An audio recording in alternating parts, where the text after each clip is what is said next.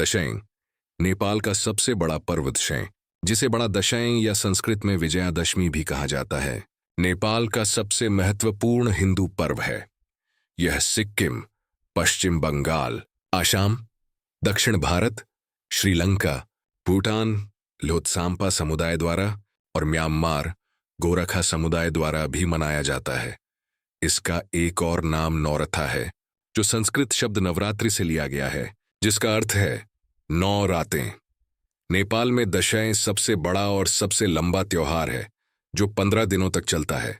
इस समय नेपाल और विदेश में रहने वाले नेपाली लोग भी अपने घर परिवार के पास लौटते हैं। ये पर्व सामान्यतः सितंबर या अक्टूबर में आता है।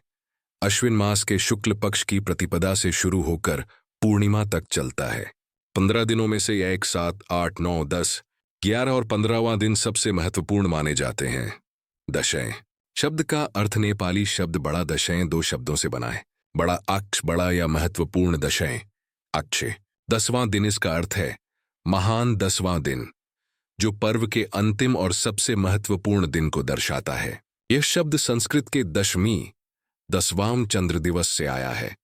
दशैं का महत्व हिंदुओं के लिए, विशेषकर शक्ति संप्रदाय के अनुयायियों के लिए, दशैं देवी दुर्गा की असुर महिषासुर पर विजय का प्रतीक है। कथा के अनुसार महिषासुर ने देवताओं को परेशान किया और स्वर्ग पर अधिकार कर लिया। देवी दुर्गा ने 9 दिनों तक विभिन्न रूपों में युद्ध किया और 10वें दिन उसका वध किया। इसलिए दशैं सत्य की असत्य पर विजय और अच्छाई की बुराई पर जीत का पर्व है। दशैं के मुख्य दिन 1 घट स्थापना। इस दिन पर्व की शुरुआत होती है। लोग एक मिट्टी के पात्र, कलश में जौ के बीज बोते हैं, जिसे जमारा कहते हैं। यह कलश देवी दुर्गा का प्रतीक होता है। जमारा को दशैं घर नामक अंधेरे कोठरी में रखा जाता है और रोज पानी दिया जाता है। 10वें दिन तक यह पीली घास 5-6 इंच की हो जाती है, जिसे प्रसाद के रूप में दिया जाता है। मध्य प्रदेश मिथिला क्षेत्र में इस दिन झिझिया नृत्य भी होता है। दिन 7 फूलपाती। फूलपाती का अर्थ है फूल और पत्ते। इस दिन गोरखा से काठमांडू तक लगभग 159 किमी कलश, केले का तना, जमारा और गन्ना लाल कपड़े में लपेट कर लाया जाता है। काठमांडू के तुंडीखेल मैदान में नेपाली सेना 21 तोपों की सलामी देती है और परेड करती है। पहले यह फूलपाती राजमहल ले जाया जाता था, परंतु 2001 के बाद से इसे राष्ट्रपति निवास में ले जाया जाता है। दिन 8 महाअष्टमी। यह दिन देवी काली को समर्पित है।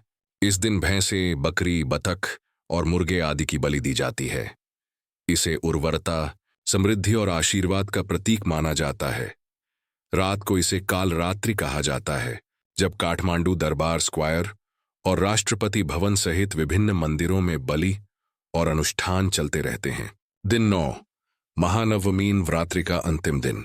इस दिन अनुष्ठान और बलि अपने चरम पर पहुंचते हैं। सेना और सुरक्षा बल भी बलि चढ़ाते हैं।